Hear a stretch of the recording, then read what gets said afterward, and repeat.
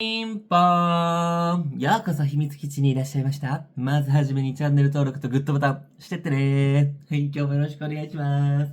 はい、深夜テンションでおかしいです。妖精おじさんです。服一緒です。はい、ということで今日は2024年7月の6日土曜日のもうでももう7日です、実質。もう日曜日の今、深夜3、4時ぐらいかな。って感じで、突然目覚めました、ブー太郎。寝落ちしておりました。起きました。で、今日はですね、土曜日の体で喋りますね。土曜日何をしてたかというと、もう超ゆっくりしてました。なんか久しぶりって感じ。もう愛犬2匹とね、もう一緒にもうぐうたら一緒にこう、ってって寝ながらまったりしてましたよ。でも、ゆうちゃろさんね、今日ゴルフのコンペ行ってたんですけど、もうほぼほぼ今日一日喋ってなくてさ、ゆうちゃろがゴルフ中に LINE はちょこちょこしてたんですけども、とにかく今日暑かったらしくって、ね、多分疲れてらっしゃるんですよ、多分。日に当たりすぎて。もう気も使ってやるしね。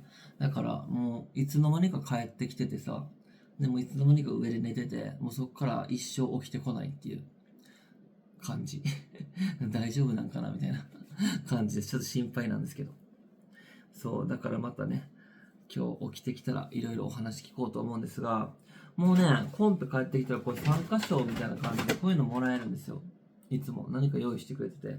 で、ブー太郎今日参加できてないのにさ、ブー太郎の分まで持って帰ってきてくれてて、じゃーん、これ有名ですよね。このエビせん。名前はわかんないけど。います。じゃーん。ちょっと怖いな。落ちそう。これ。かわいいでしょ。これなんか、職場でもよくお土産でもらうやつですね。食べてみましょうか。ゆかりっていう名前で合ってるんですかね。ゆかりのエビせん。オンライン通販が出来たて直送やって。すごい。出来たてを直送してるんだ。万角総本舗っていうところのゆかり。でもこれ有名だよね、本当に。でもさ、ゆかり味とかもあるんだ。美味しそうだね。早速いただこうと思います。ゆうちゃろなんとコンペ3位に入賞してました、さっきランキング見たら。すごいじゃんと思って。でもハンデ付きなんですけどね。実質のスコアの順位で言ったら全然下の方だったんですけど、ハンデが生きて3位になってらっしゃいました。そう。でもすごいなと思って、ちゃんと賞金も出るんですよ、3位だったら。やるねと思って。いただきまーす。うん。夜中に罪深いお味だわ。めっちゃ塩が効いてて、もちろんエビも香りがすごい。下にもこうエビの風味が一気にガーって入ってくるけど、せんべいもハード系でね、ちゃんとこうパリッて。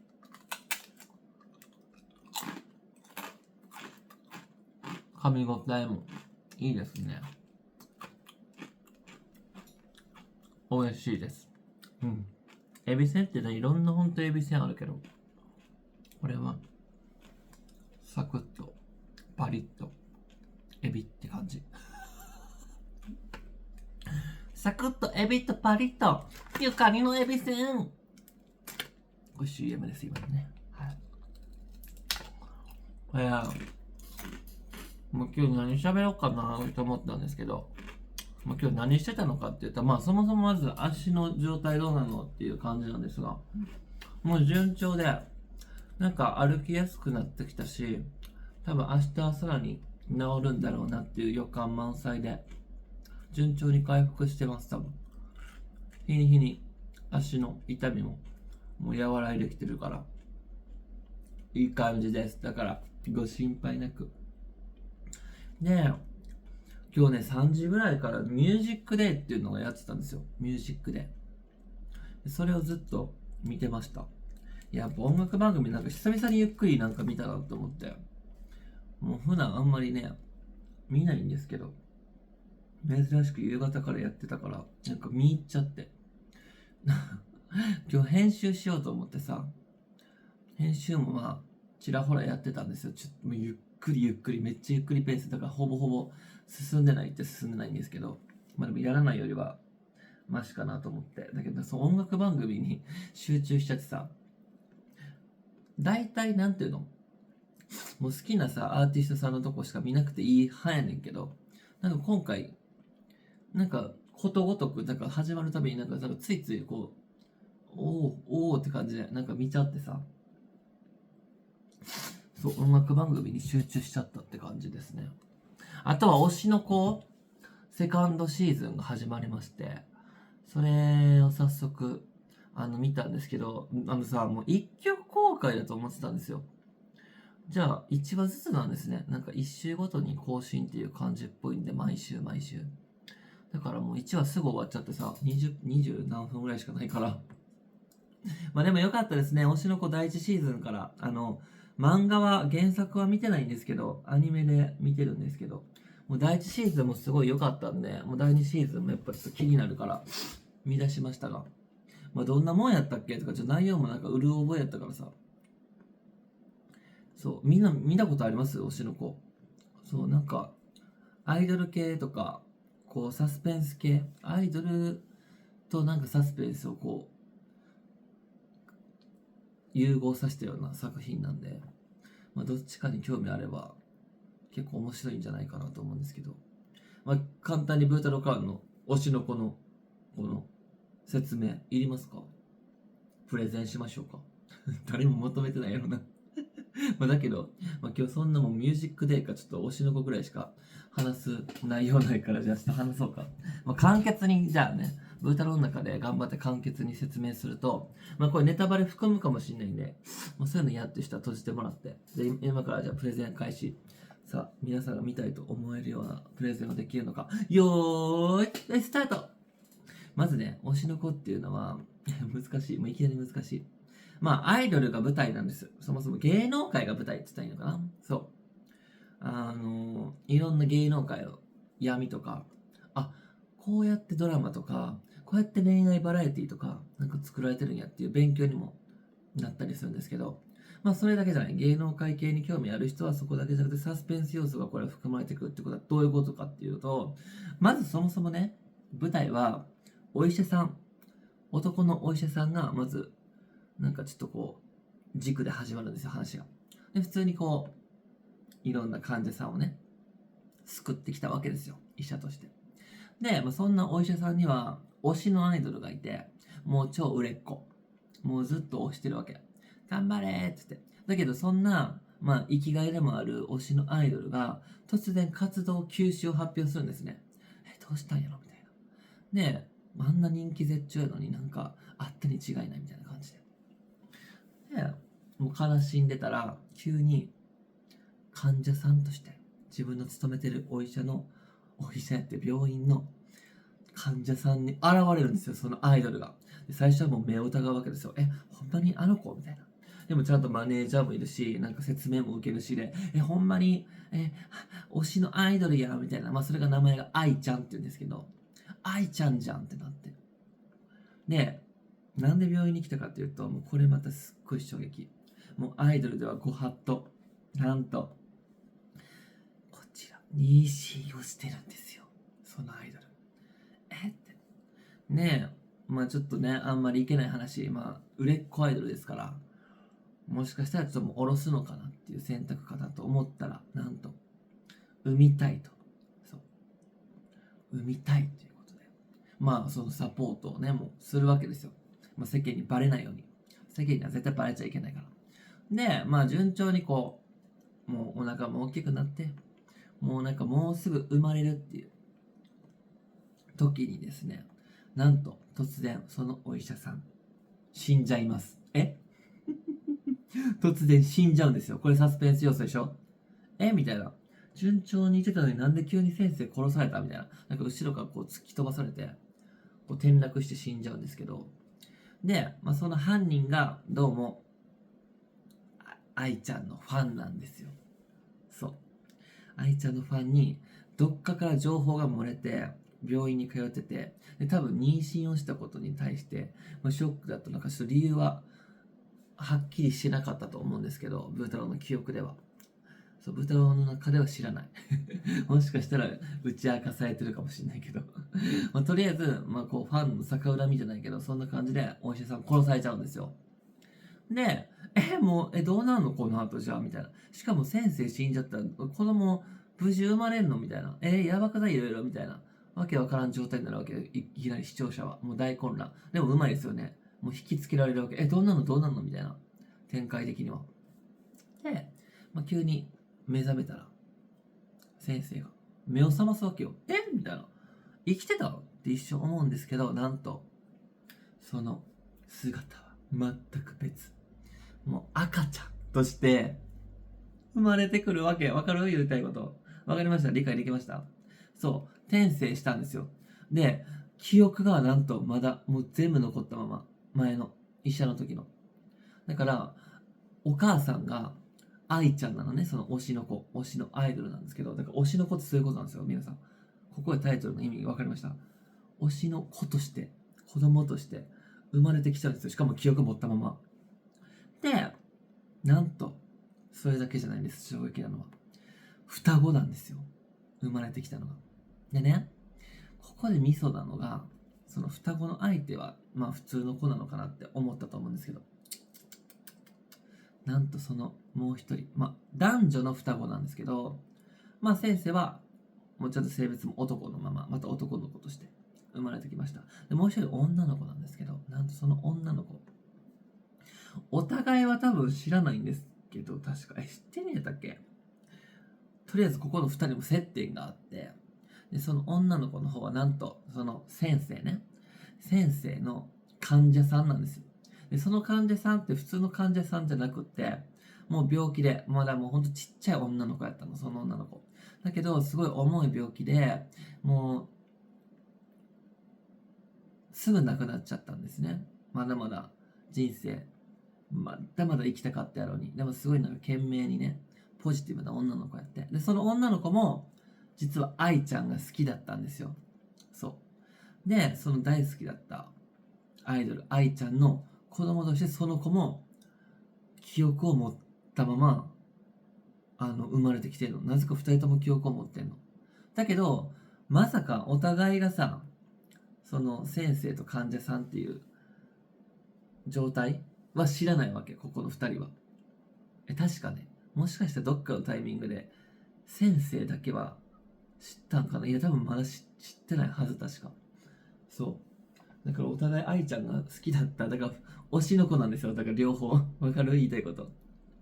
双子、どっちも、男の子の、女の子の双子どっちもが、お母さんが推しなわけ。だからもう幸せなわけですよ。推しのもとに生まれてきてるから。そう。で、もう3人家族で幸せに和気あいあいと、まあ、過ごしても順調に成長しててね、生きてたんですが、まあ、そこの物語もね、なんかちょこちょこ面白くって子供でこうお母さんのライブをこうね、ペンライト振ってるシーンとか、まあ、結構名シーンがいろいろあるんですけど、まあもうそこはしょると、もう突然、お母さんはもうどんどん売れっ子なんで、子供いることも、もう隠しつつずっとアイドルを全うするんですが、もう人気は止まんないわけ。もうやっぱ才能を持った神のアイドルだから。で、ドームツアー、なんかドームライブが決まるわけよ。もうでっかい箱でのライブが。で、もうその当日、もう感慨深いわけ。もう頑張ってきたなって感じで。で、急にね、ピンポーンってなるわけ。朝。もう準備してたら。じゃあ急に、その瞬間、扉開けた瞬間に、ぐさっ、愛ちゃん刺されます。ね、もうこのもう最終、これ最新話最新話1話の最後か。そう、これ1話の最後なんですよ。これ1話1時間ぐらいあるんですよ。これ実は第1シーズンの第1話。1時間半ぐらいあって、もう映画にできそうな感じ。本当に。で、その最後の最後のクライマックスが、お母さん刺されます。で、もう死んじゃいます。実際に。で、最後に、こう、双子の息子娘に言うセリフがね、もうとにかく感動なんで、もうこの話を聞いてみたくなった人は多分絶対見たら泣けると思う。で、もうすごい愛あるメッセージを残して、お亡くなりになるんですよ。そう、もう愛ちゃん絶対大好きになると思うな。すごい愛ちゃんもアイドルをね、もう天性の才能を持ってアイドルをやってるんですけど、ずっとこう、愛を知らずに生きてきたんです。名前の通り。なんか本物の愛を知らずに。だけど子供たちとこう巡り会えて、これはもう紛れもなく本当の愛だわって死んでいくわけよ。もうそれが本当によくって。で、まあ舞台はこっからなんですよ。本気の舞台は。これはもう開幕でしかないんだよ。で、もうちっちゃかった子供2人はいきなりね、お母ちゃんが死んじゃって、もう悲しみに明け暮れるんですけど、一気に、もう、中学生高校生なんかどっちか忘れたんですけど、多分高校生やったかな多分高校生だな。まで一気に飛ぶんですよ、話が。で、なんと、その息子娘2人とも、まあ、医者とちっちゃい子は、もうお母さんを憧れて、一方、女の子の方はね、私はアイドルになるって言って、アイドルを目指すわけ。女の子の方は。で、医者だった男の子の方は、なんと、犯人を探します。ここがサスペンス要素とアイドル要素。妹はもう芸能界でこう、頑張る。こう芸能界をね、普通に生きていくっていう道を選ぶんですけど、お兄ちゃんっていうかこの医者の方は、もうここでサスペンス要素が出てくるんですよね。犯人を探すってお母さんを殺した。で、そのために芸能界に入るんですよ。実は。で、なんで芸能界に入るかっていうと、どうも、まあ、最後お母さんはファンの人に殺されたんですけど、実質はね。だけど、そのファンの人も、もうすぐ自殺しちゃうんですね。殺した後に、実は。そう。罪を償う前に。で、なんかよくよく調べると、その殺した犯人は、誰かにそそのかされてる。まあ、要は黒幕が隠れてることを悟るわけよ。そう、お医者さんは。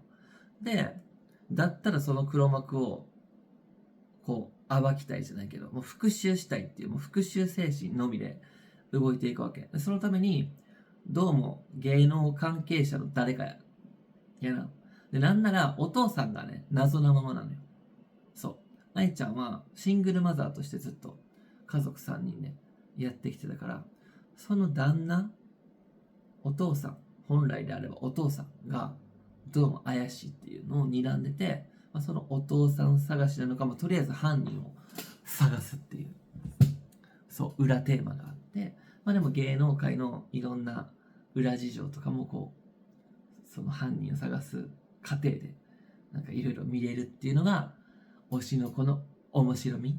伝わったかしらで、第一シーズンは、まあ、恋愛番組バラエティショーがちょっと結構軸になって、まあ、犯人につながる情報を手に入れたりとか、まあ、芸能界恋愛リアリティ番組に出てる出演者の心情ってこんな感じになっちゃったりするんだよ。なんか炎上とかもあったじゃないですか。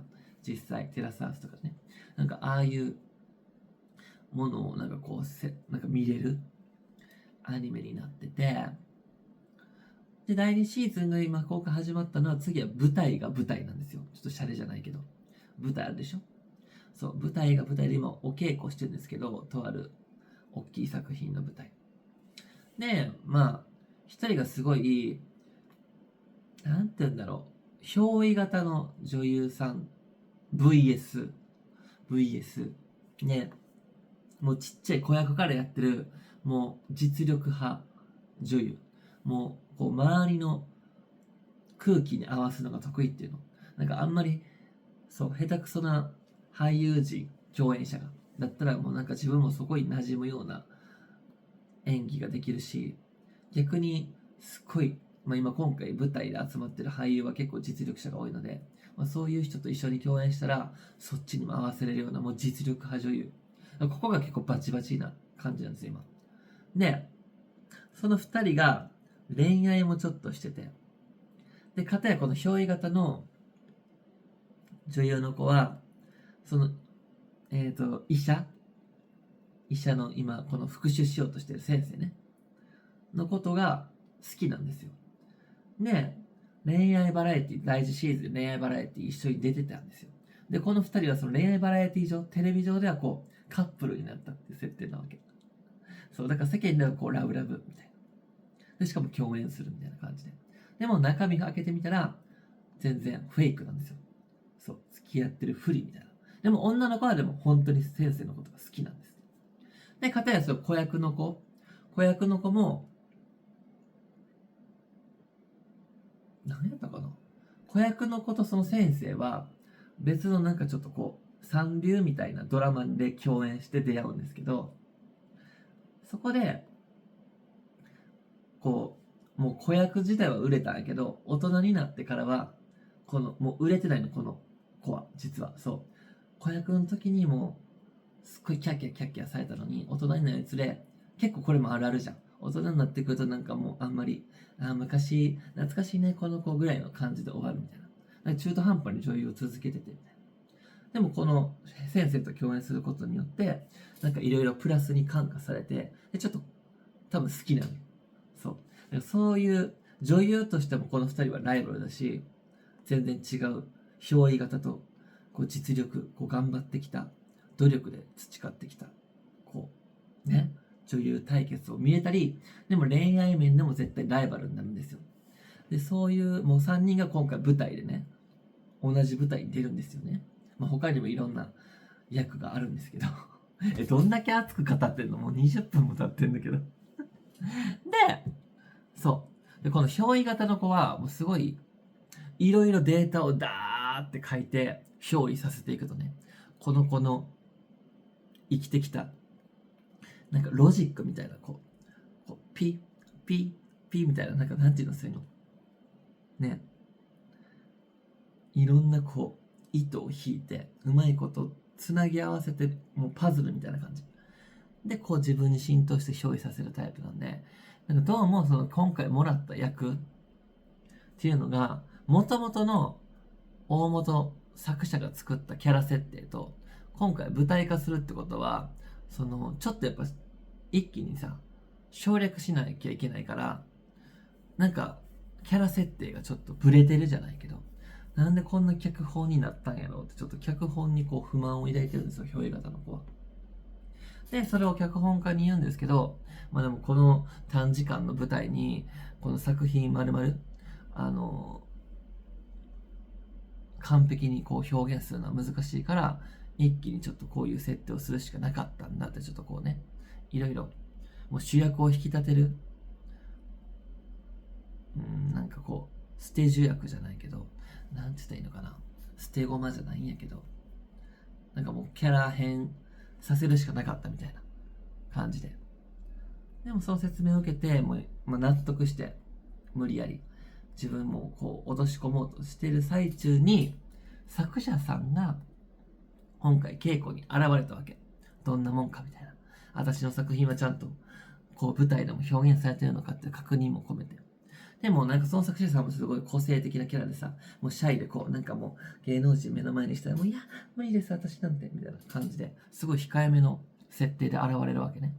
で役者さんがこう稽古してるとこを見ててもなんかすごいなんかいい作品ができそうみたいな感じで、なんかおしとやかな、なんかシャイな作者さんやなと思って見てたんですけど、もう最後の最後で表変。そうだな、でもいろいろ作品に対して言えるのは私しかいないよねみたいな感じで、これ脚本全部変えてもらえますかみたいな女優ブー太郎でやるならなんかよくあるじゃん、前も言ったけど菅野美穂ちゃんがさえへへへへって思ってキャキャキャキャキャキャキャキャキャってやってると思ったら裏の顔になった瞬間に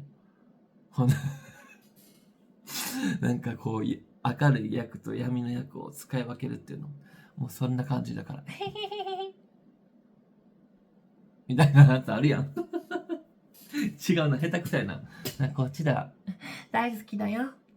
ダーリンって言ってたと思って。こうやって、じゃあねって言ったと思ったら、こっちに行った瞬間に、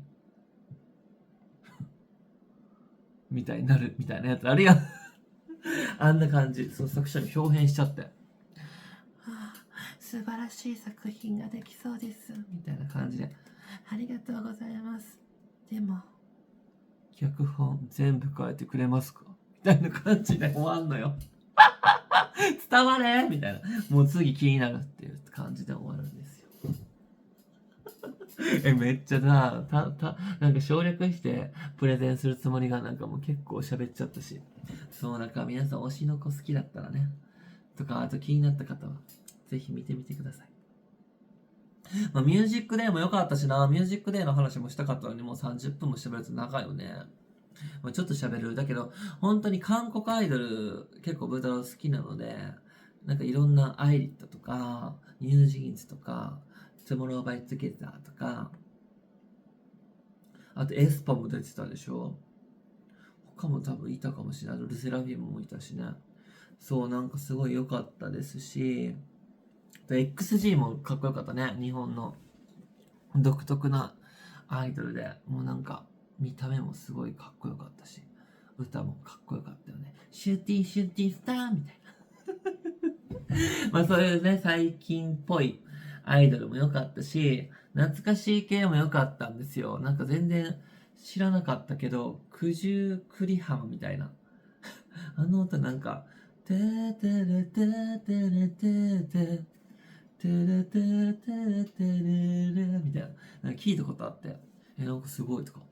あと最後、吉川晃司もかっこよかったしね。ああいう池おじさん大好きなんですよ。ブータオの本当の大好物。ああいうちょっと昭和顔な。だから反町隆史ももうこの間かっこよかったでしょ。ポイズン。そう大好きなんですよね。もうあと加藤清史郎くんにはちょっとびっくりしたかな。あんな歌うまいんやと思って。まあ舞台やってるからやろね。あんな子供店長でもう可愛かったけど、あんなね、ちょっとまあ未だに可愛いけどさ、もう大きくなっちゃって。かと思えば平井堅の平井堅さんの瞳を閉じてあんな歌い上げるとはって感じ。あの歌も懐かしいよね。誰か助けてくださいですよ、セカチュウ。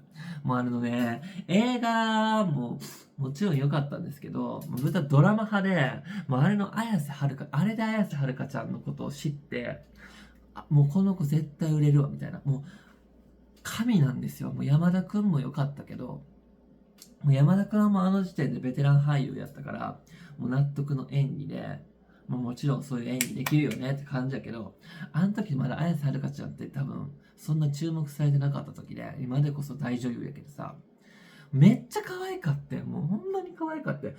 セカチュウっていつぐらいやったやろ。ブー太郎が高校ぐらいの時やから、もうだいぶ青春。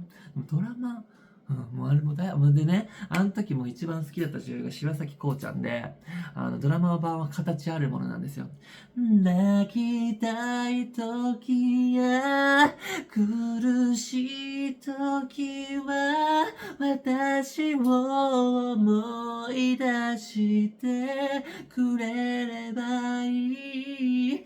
寄り添える場所、遠い夏の日、ぬくもり生きる喜び、すべての心に。もうこの歌も大好きで、もう最高だったんですよね、あのドラマ。そう。なんで瞳を閉じてからこんないきなり話それるかな。でもよかったよね、加藤清史郎くんも。Your last forever 瞳を閉じて君を描くよそれだけでいいなくしたものをあなたの強さを君がくれたから最高もう、本当にね、もう高校はもう青春でしたから。とかもういっぱいあった。もう他にもいっぱいあったよ。もうミュージックでもいろいろ語りたいけど、もうやめとこう。もう30分までに終わりたいから。ということで、ミュージックでマジで音楽の力は偉大だなと思った。もう桜井くんもラップしてる。ラップもかっこよかったね。エミネムとか。見たチュップランプンプランプンプランタゲランプンタゲラガラガラハイハイホーハイ。もういっぱいあった。ポルノグラフィティもよかったじゃん。アゲハチョウ。あなたに会えた、それだけでよかった、世界に光が満ちたとかさ。あと、犬ネタならら、シンデレラボーイとかさ、もう本当によかったね。ミュージックで。もう最高でした。もう30分までに終わるから、もう他、なんか、誰が、あと、なんか、印象残った。もういっぱいあった。もうとりあえずバイバイ。また明日の更新もこんな感じでよろしくお願いします。さよなら。ありがとう